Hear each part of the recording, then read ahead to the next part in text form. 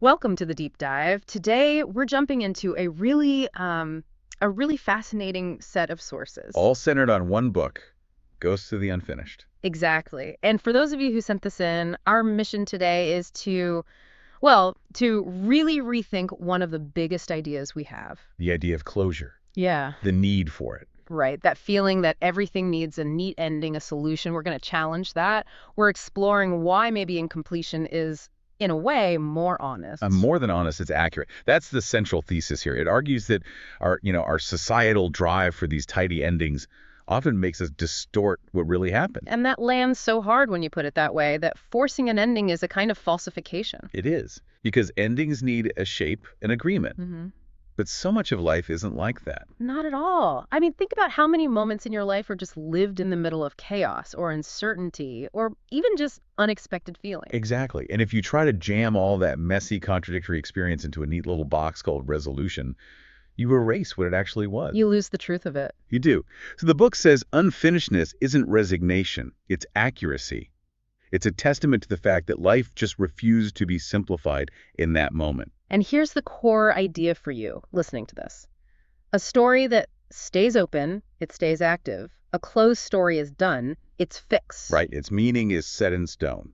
But an unfinished story, it keeps interacting with you, with your present self. It's not just gathering dust in the past. No, it remains open to reinterpretation. Yeah. And that's where the insight is. Because the version of you looking at that unresolved moment today is a different person. And that new perspective lets the memory teach you something new. Just because the viewer has changed, the context is different. Okay, let's unpack this a bit more. The actual texture of the unfinished. The sources paint this amazing picture of these stories as threads that fray at their ends. And they refuse to tie themselves into something clean. I love that line. They do. They hang there, suspended between what you intended and what actually unfolded. And that suspension, that hovering, is where the profound honesty lives. The book makes a really crucial claim here, Which is? that the unfinished is not a flaw. It's not a failure in your life story. It's often the most detailed map you have. A map. How so? Because it's in those frayed ends, Yeah. right? That's where you see the pure, unvarnished human stuff. They show you exactly where hope lived, where courage faltered, where tenderness arrived, unprepared. And a resolution would just smooth all of that over? By necessity, yes. Yeah. Unfinishedness lets us see the shape of desire itself without the constraints and final judgment of an ending. That feels radical. Because our cultural instinct is to resolve everything, to fix it, move on. If we accept this, doesn't it kind of undermine our drive to create coherent stories for ourselves? Well, it challenges the need for finality, but not the need for meaning.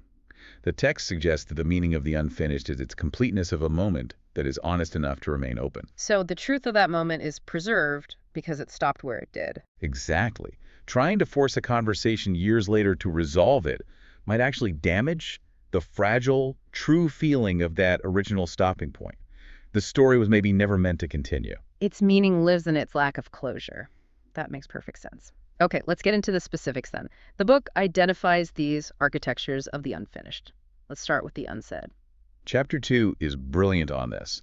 It talks about the particular quiet that can take over a room. It's not just silence. No, it's a presence, a weight. A weight in the exact shape of a word or a truth that stayed in your body instead of being spoken.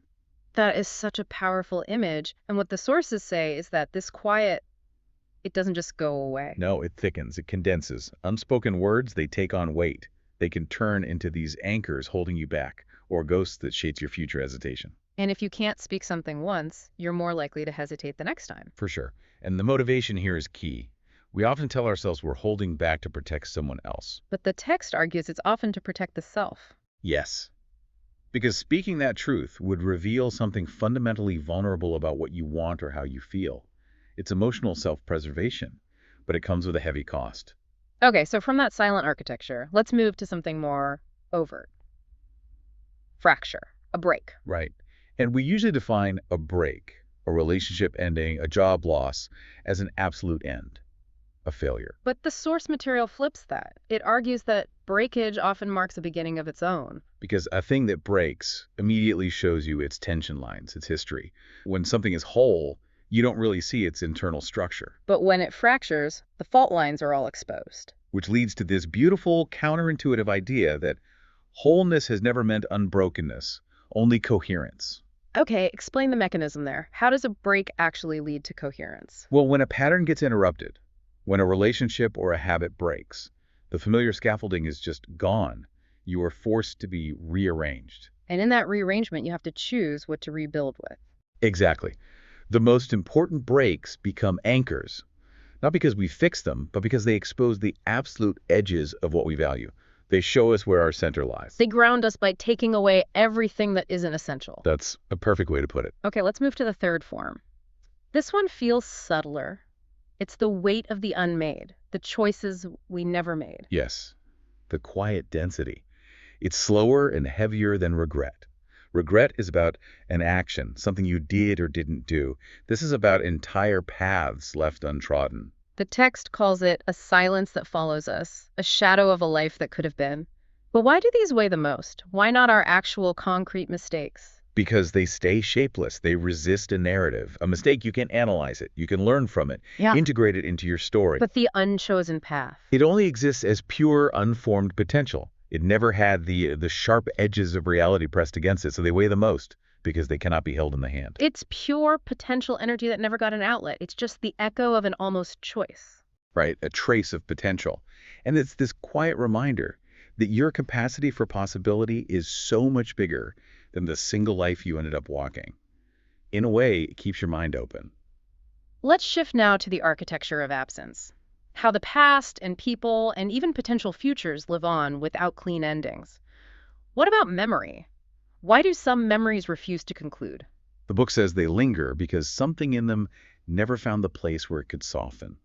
They stay sharp and raw because they were maybe too big or too confusing for the version of you who first experienced them.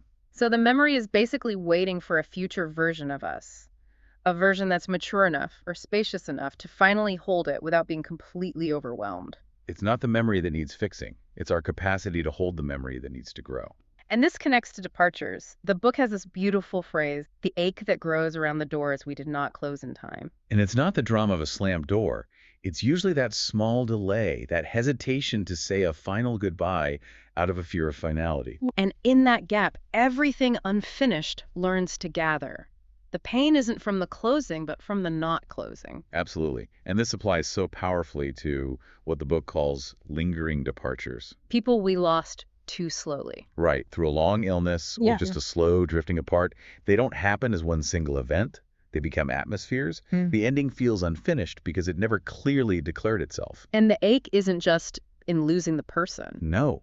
It's in losing the whole shared world that existed between us, one quiet fragment at a time. Yeah. It's the slow erosion of a context that feels so unfinished. I really appreciate that the text extends this to physical places, too.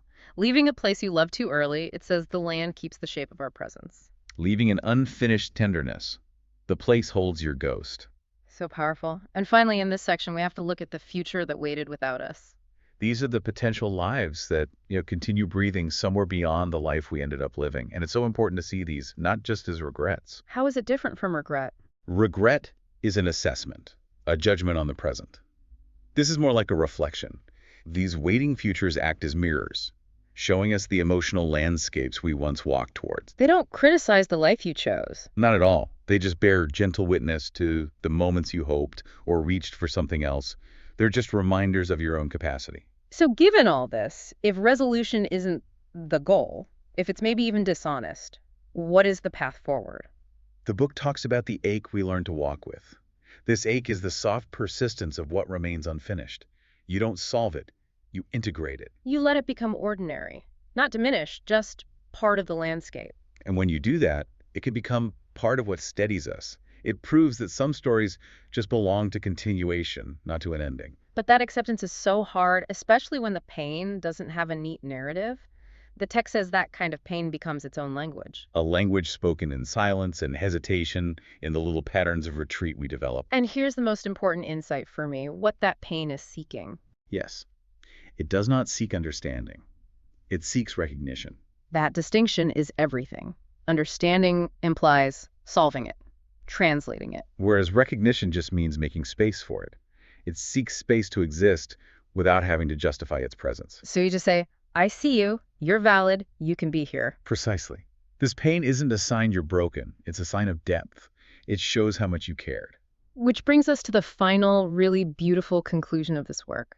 There's an unexpected beauty in the incomplete, a shape that does not pretend to be more finished than it is. So the art of the incomplete is really the art of living honestly. It's about recognizing that life moves in curves and pauses and fragments, and that profound meaning can rise from things that never found their ending. That ability to hold complexity is, I think, the most mature state of mind. I agree completely. This whole deep dive into Ghosts of the Unfinished has just completely shifted the lens for me. We've covered the truth in incompletion, the weight of the unsaid, the architecture of lost futures, and the resilience in just carrying our fragments as they are. And as you reflect on all this, there's one final thought from the source material to leave you with.